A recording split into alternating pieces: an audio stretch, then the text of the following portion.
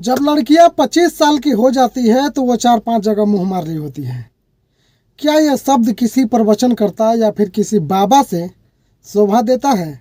क्या आप किसी बाबा से उम्मीद कर सकते हैं कि किसी महिला के बारे में कोई ऐसा शब्द का उच्चारण करे कि कोई भी 25 साल की महिला जो है, 25 साल की लड़की जो है, वो 4-5 जगह पर मुंह मार ली होती है?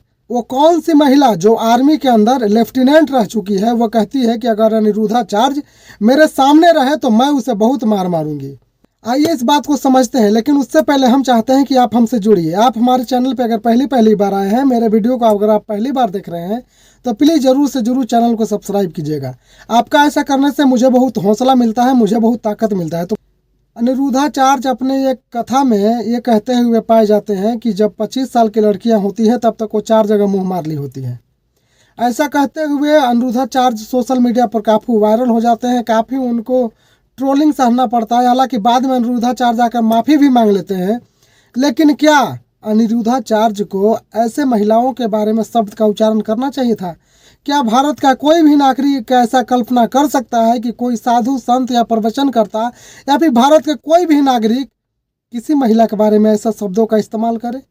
अनिरुद्धाचार्य ने कहा है कि लड़कियों की शादी 14 साल की उम्र में हो जाना चाहिए, नहीं तो अगर लड़कियों की शादी 25 साल में होगा तब तक वो तो 4 जगह पे मुंह मार के आ चुकी होगी।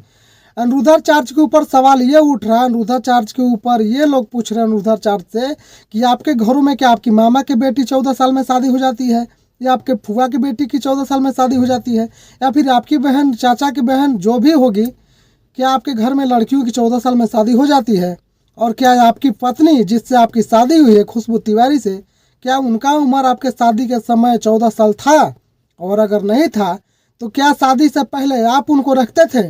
अगर रखते थे तो क्या ये गलत नहीं है? और अगर नहीं रखते थे तो फिर वो कितने जगह पे मुंह मार के आए हैं? इसका जवाब आपको देना पड़ेगा। सोशल मीडिया पर तमाम चैनलों के माध्यम से, तमाम हैंडलों के माध्यम से ये सवाल पूछे जा रहे हैं अनिरुद्धाचार्य से। अनिरुद्धाचार्य अपने कथा में कहते हैं कि लड़कियों की शादी 14 साल में हो जानी चाहिए, लेकिन भारत का कानून, भारत का संविधान ये कहता है कि लड़कियों की शादी कम से कम 18 साल के बाद ही होना चाहिए। 18 साल से पहले की शादी कानूनन अपराध है।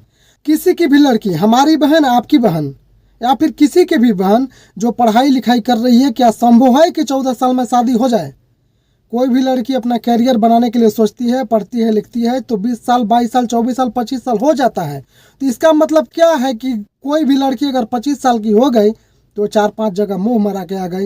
ये कहना कितना शर्मनाक और कितना गलत और कितना भद्दा लग रहा है। अनिरुद्धाचार्य ने जो ये शब्द कहे हैं शायद ये किसी भी माफ़ी के लायक नहीं है, लेकिन अनिरुद्धाचार्य ने जो कहा उस पर भी कुछ लोग हैं जो सपोर्ट कर रहे हैं अनिरुद्धाचार्य को।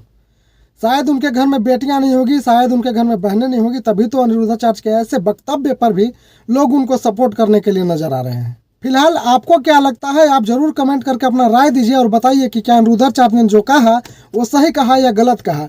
पूज्य प्रेमानंद जी को पूरा भारत के लोग सम्मान करते हैं, सब लोग मानते हैं, लेकिन प्रेमानंद जी का भी कहना है कि सिर्फ 3 से 4% लड़कियां ऐसी बची हैं जो शारीरिक रूप से पवित्र हैं, बाकी सभी लोग, सभी लड़कियां अपवित्र हो गए हैं। तो सवाल ये भी बनता है कि जो लड़कियां अपवित्र हो रही है उनको अपवित्र करने वाला भी तो कोई लड़का ही होगा। तो सवाल सिर्फ लड़कियों पर ही क्यों कि लड़कियां अपवित्र हो रही है? सवाल लड़कों पर क्यों नहीं उठाया जा रहा है कि लड़का भी किसी लड़की को अपवित्र करता है? अगर कोई लड़की अपवित्र हो रही है, ये बात लड़कों से भी पूछा जाना चाहिए, ये बात लड़कों के ऊपर भी उठना चाहिए कि अगर कोई लड़की अपवित्र हो रही है तो उसको अपवित्र करने वाला भी कोई ना कोई मर्द यानी कोई ना कोई लड़का ही है।